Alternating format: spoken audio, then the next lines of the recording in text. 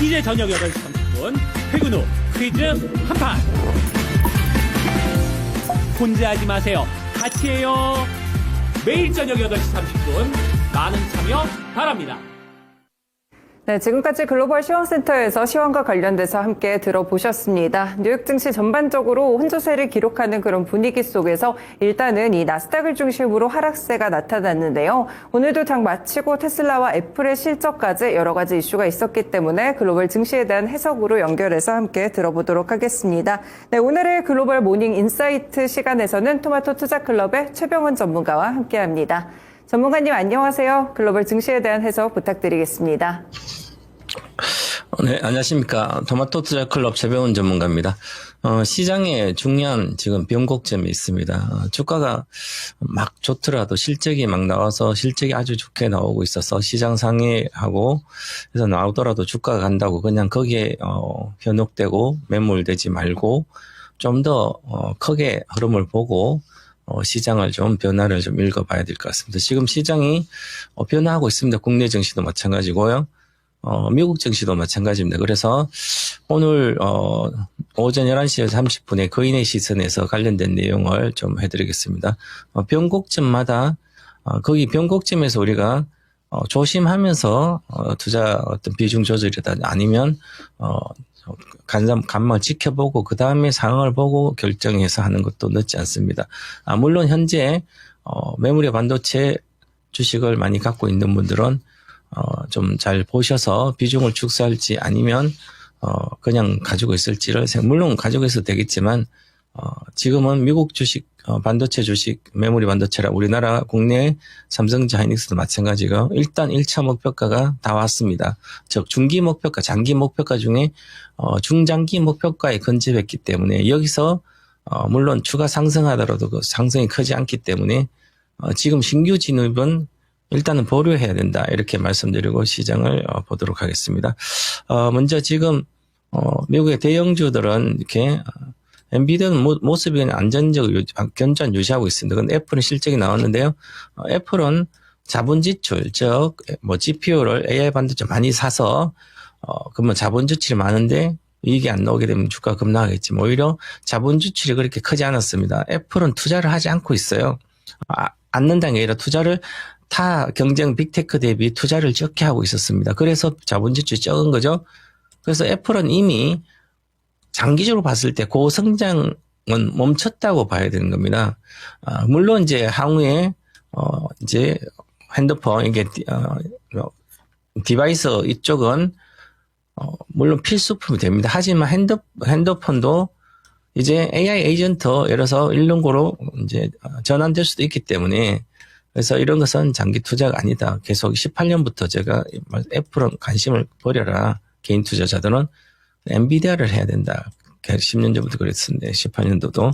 자, 그러면 지금은 이제 저도 이제 2023년도 인조인간 시대 모든 건 그때부터 AI 혁명 시대 투자 비법 이런 거 하면서 그때 당시에 마이크로소프트를 괜찮다고 말씀을 드렸었어요. 그때 한 $200, $300 뭐 내외였으니까.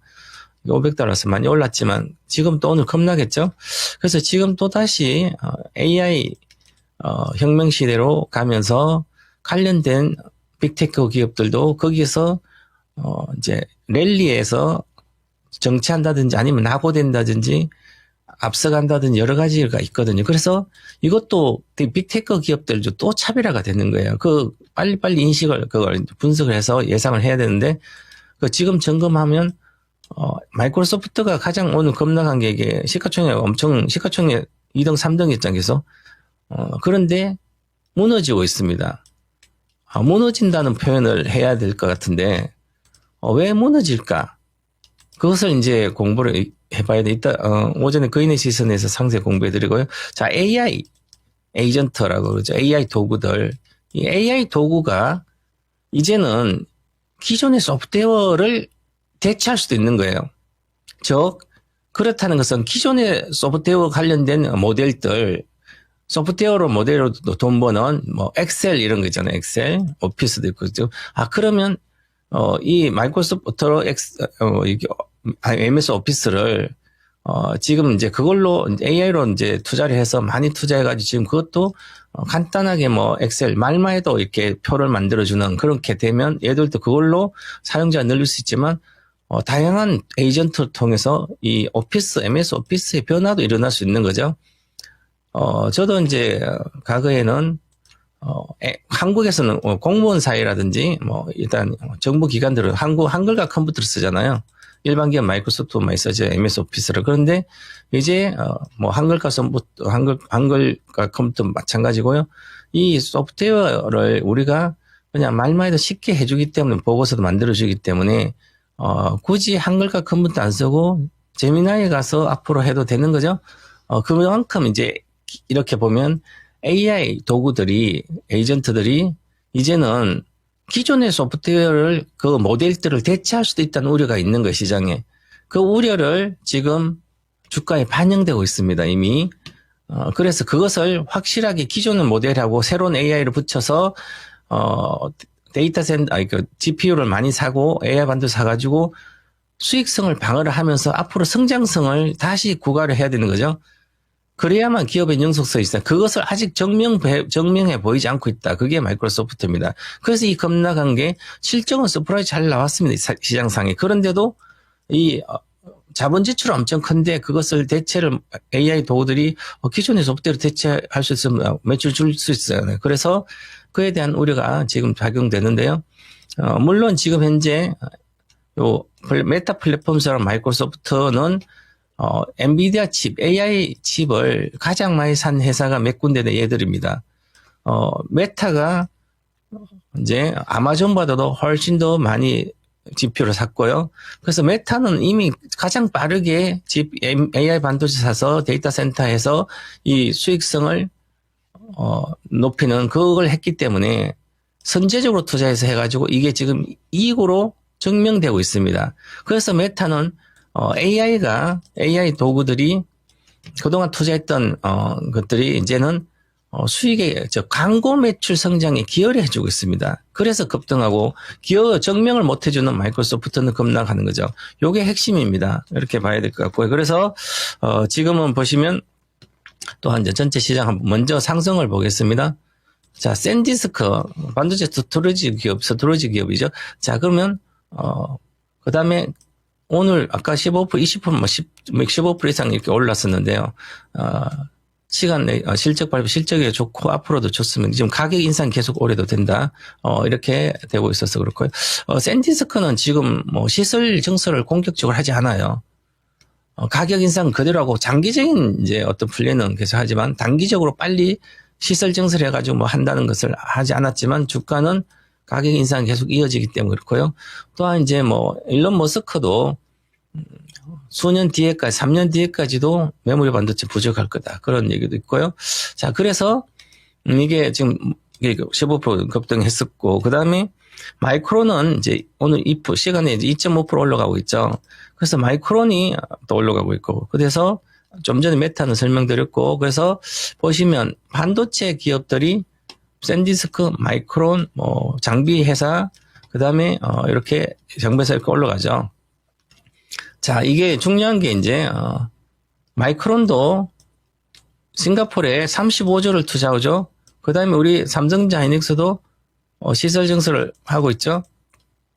그러면 그동안은 이제 메모리 반도체 가격이 올라가면서 이 시장이 28년도까지 메모리 부족하다는 생각을 거의 못 했는데 이제는 그 23년 뒤에도 메모리가 부족하다는 걸 이제 생각하게 되는 거죠. 그래, 그게 시장에서 분석이 나오고 있습니다. 계속. 그러면 이제는 투자를 해야 되는 거죠. 시설 증설. 그래서 이제 시설 증설의 시간이 왔다. 메모리 반도체. 자, 시설 증설의 시간이 왔으니까 메모리 반도체가 이제는 저도 작년에는 야인시대 계속 이제 방송을 하면서 아직은 삼성전자 작년 하반기 삼성전자가 급등해도 시설 증설을 범용 메모리 시설 증설을 급하게 안 할 거다. 가격을 3배까지 계속 올리면 된다. 과거 엔비디아 정책처럼 가격 정책하다가 장기적으로 3년 뒤에도 3, 4년 뒤에도 메모리 범용 이런 쪽이 부족하다면 그때 시설 증설에도 늦지 않는 거죠. 왜냐하면 공고하게 삼성전자 범용 메모리 하이닉스 이렇게 잡고 있기 때문에 굳이 빨리 해가지고 할 필요가 없는 거죠. 그래서 이제는 한다. 시설 정책 본격적으로 발표하고. 그래서 이제는 장비 업체가 그동안 기대감이 올랐는데요. 국내 정시도 마찬가지지만 이제는 장비 업체들이 이제 뭐 예를 들어서 국내 정시에 뭐 테스트뿐만 아니라 원익 앞에서 이렇게 추가 상승하죠. 장비 업체들이 코스닥에. 그래서 이제 장비 업체들이 주가가 주도하고 있습니다. 코스닥 주도하듯이. 그래서 국내 이렇게 봐야 될 것 같고요. 자, 그래서 또한 이제 우리가 한 가지 또 중시해야 될 게 있는데요. 한번 목표가를 보겠습니다. 지금까지 시세를. 자, 보시면 샌디스크가 작년에 이거 보시면 이거 주가가 27달러였죠. 저가가 작년 4월에. 이제 지금 1년도 안 돼서 주가가 20배 올랐습니다. 10배 올라가지고 280달러. 10배 올랐다 조정을 2달 주고 그다음에 다시 한 달 만에 급등하고 있죠. 150% 정도 올랐나요? 그죠? 260% 올랐네요. 그렇다는 것은 하고 급등해서 이제 목표가가 20배 왔으니까 이제는 쉬어야 된다 좀. 즉 목표가가 600달러 내외 580달러 600달러 내외 이제 목표가 막 올리고 있습니다. 주가 급하게 올리니까 에너지도 이미 시연했다. 목표가 근접했다는 거죠.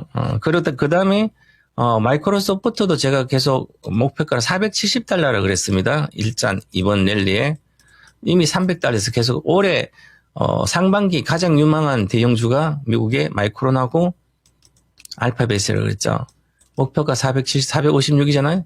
이제 5% 상승 여력이 있는데요. 470달러 내외입니다. 이제 480달러 목표가도 나옵니다.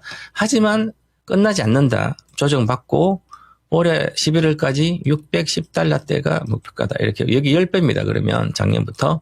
자, 그래서 또한 이렇게 보시면 주가들이 반도체가 이렇죠. 그 다음에 보시면 전체적으로 웨스턴 디지털도 보면 지금은 현재 주가가 이렇게 보시면 25년도 웨스턴 디지털도 웨스턴 디지털 이렇게 올랐죠. 10배 정도 올랐습니다. 228.7달러에서 298이죠.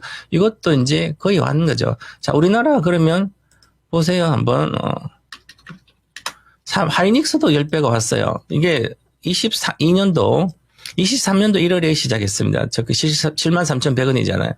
그러면 73만 1,000원이 10배인데 이게 12배 정도 딱 찍었습니다. 제가 88만 원 정도 78만 목표가인데 이제는 쉬어야 된다. 10배 오면 쉬었다 갑니다.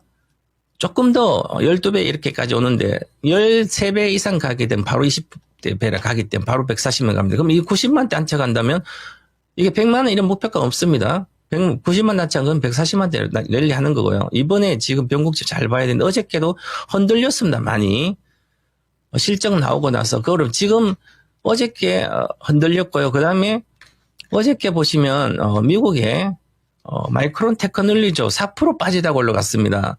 그 얘기는 지금 보시면 급락을 분봉을 보면 60분 급락을 했다고 올랐어요. 이게 바로 지그재그형 조정이 들어가는 거예요. 그러면 이번에 조정은 우리 삼성전자 하이닉스도 마찬가지지만 먼저 삼성전자를 보시면 저도 이제 지금은 매수는 단기 매매는 매수는 정리한 상태이기 때문에 조정이 들어갈 거다. 그러면 어제 또 60분 보시면 이제 삼성전자나 하이닉스를 보면 15분도 이렇게 보시면 장중에 급락했잖아요. 급락했다고 올라가잖아요. 그러면 이 주식은 과거에는 이렇게 행보를 했잖아요. 작년에 조정이 작년에 11월 급등하고 행보를 해서 2달 동안 그 다음에 올라갔죠. 이제는 행보가 아니라 급등락을 하기 때문에 외국인과 기관은 이미 많이 팔았습니다. 그래서 개인만 사기 때문에 개인 큰손들이 지금은 잠깐은 받쳐줄 수 있던 글로벌 시장 같이 조정받으면 급등락을 한다는 것을 염두에 두고 그렇다고 끝나는 거 아닙니다.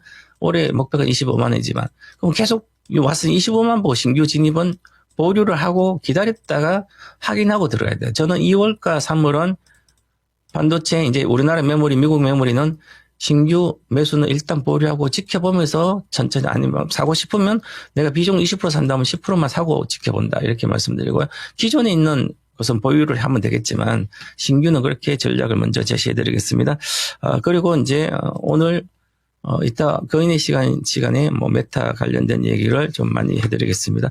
메타 플랫폼에서 주가를 분석해야만 앞으로 시장을 정확히 분석할 수 있기 때문에 그렇습니다. 그래서 오늘의 메타 소프트웨어 기업이 많이 하락하고 특별히 그중에서 플랫폼인 소셜플 메타 플랫폼스 이미 이익을 증명해 주는 게 올라가고 그러면 국내 증시에도 지금 그러면 국내 증시에는 메타플러스 급등하고 있기 때문에 국내 증시에도 반도체가 아니라 네이버라든지 이런 게 지금 올라갈 수 있다. 그래서 국내 증시에도 이제 네이버 같은 걸 좀 보셔야 된다. 그래서 네이버 같은 거는 2월 달에 가장 유망한 종목은 네이버다. 이렇게 말씀드리고 오늘 시장 정리하겠습니다. 감사합니다.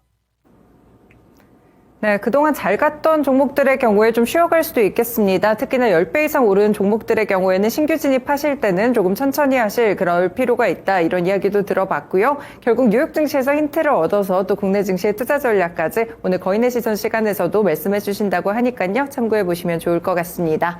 지금까지 모닝 인사이트 시간이었습니다. 토마토 투자클럽의 최병원 전문가와 함께했습니다.